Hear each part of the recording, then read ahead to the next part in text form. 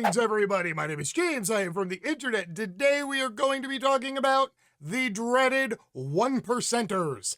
Now, I know normally when you hear the 1%, you think of the ludicrously wealthy and powerful. You know, the people who have so many zeros on the end of their net worth that it really just kind of no longer matters. You know, the people who have fuck you money. That's when, regardless of the problem, you can just pick up your checkbook, write a big, huge number on it, throw it at somebody and go, fuck you, go away. And the problem goes away. People who are quite literally above the law.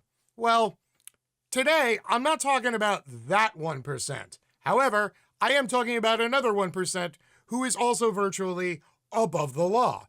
That being law enforcement.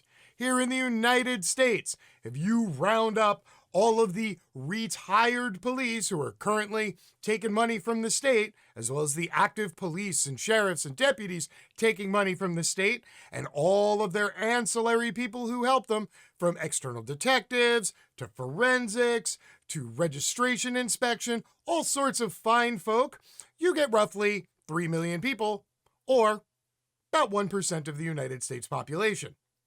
Yet for some reason, we seem to see a ludicrous number of stories about these very people possibly engaging in crimes or breaking the law. In fact, I used to do a weekly series about it called So What the Hell's Going On with the Police State?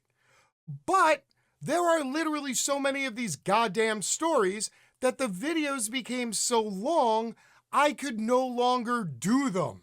So today, I wanted to take a look at one story in particular that caught my eye, dig into it a little bit, and show you just how difficult it is to get any police who do anything wrong charged, let alone prosecuted, convicted, and jailed. Here we go. Wisconsin officer to be charged in death of black man after judge overrules prosecutors. Now I realize I just read a title that said police actually are going to get charged with a crime after spending the first 2 minutes going on a diatribe about how the police almost never get convicted of a crime. However, I assure you, there is a lot more to this story than just the headline. Trust me, this one was a long slog, an impossible long shot, and it turns out might also be available to other people in other states who have had family members executed by the police. Let me begin. A Wisconsin judge found probable cause to charge a police officer in the 2016 slaying of a black man who was sitting in a parked car, taking the rare step of overruling prosecutors years after they declined to charge the officer. Milwaukee County Judge Glenn Yamahiro said probable cause existed to charge Joseph Mensah with homicide by negligent use of a weapon in Jay Anderson's death. He ordered a special prosecutor to formally file the charge within 60 days. Now, if you're thinking to yourself, 5 years to charge a cop with a crime after he killed somebody seems like a long time? Well, you would be right.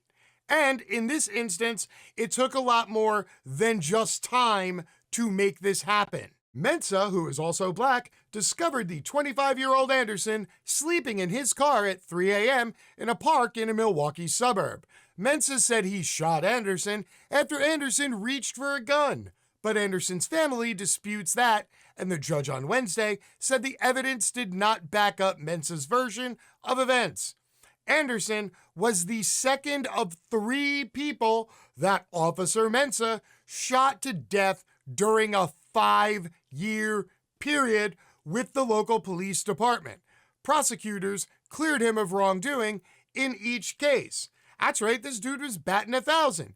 Everybody he killed, he just got to walk away. And if you're wondering why prosecutors cleared him every single time he executed somebody, because fuck you, that's why. Welcome to how the police state operates, noobs.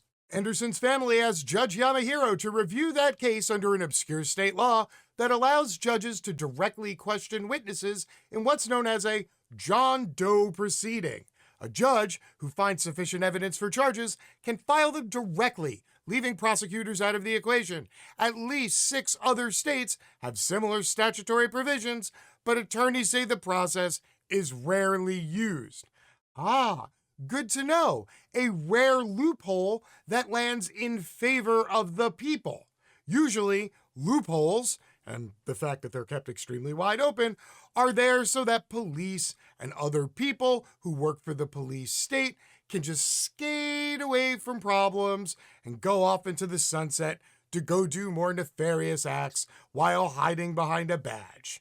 The judge found that the evidence did not back up Mensa's claims that Anderson was pretending to be asleep or that Anderson lunged for his weapon.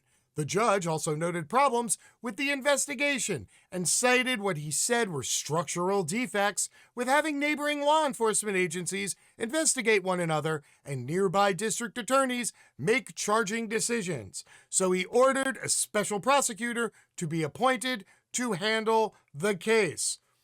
Wow, it's almost like when the police investigate themselves, they find that they did nothing wrong. Roughly 99% of the time. Must be nice to be the 1%ers. Officer Mensa joined the Wauwatosa Police Department in 2015. That year, he fatally shot Antonio Gonzalez, who identified as Latino and American Indian. Prosecutors said Gonzalez refused to drop a sword. Then the Anderson shooting came the next year, and after that in 2020, Mensa fatally shot 17-year-old Alvin Cole as Cole fled from police during a disturbance in the mall. Mensa said he shot Cole, who was black, after he pointed a gun at him, and that set off months of protest. Oh wait, hold on, don't worry, it's not the last you're going to hear of this fine fellow. Mensa remained under pressure even after being cleared in Cole's death and resigned in November after he collected a $130,000 severance payment.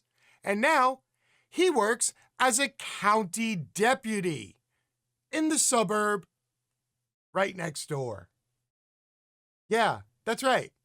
Executed 3 people in 5 years, never got charged, collected $130,000, retired, and then drove 6 miles and got hired by the local sheriff's office. Well played, Officer Mensa.